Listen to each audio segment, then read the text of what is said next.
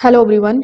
If your UPS tracking shows warehouse scan, this video is going to explain exactly what it means and what you should expect next.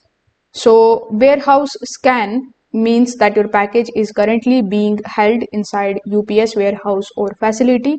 This usually happens when the package cannot move forward immediately in the delivery process.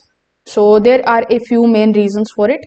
If the package is waiting for the customs clearance, when it held for the inspection or verification, there is a delay in the transportation or routing, or it is waiting for the next available shipment.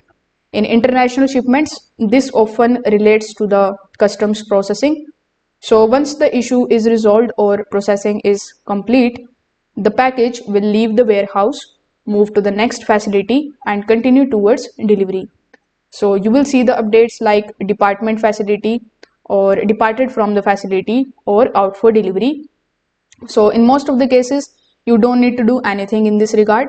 However, if the package is held due to the customs or missing documents, UPS may contact you. So make sure that you check your email address and messages and try to respond as quickly as possible. So if this video helped you understand this term, make sure that you like this video and subscribe to the channel. Thanks for watching.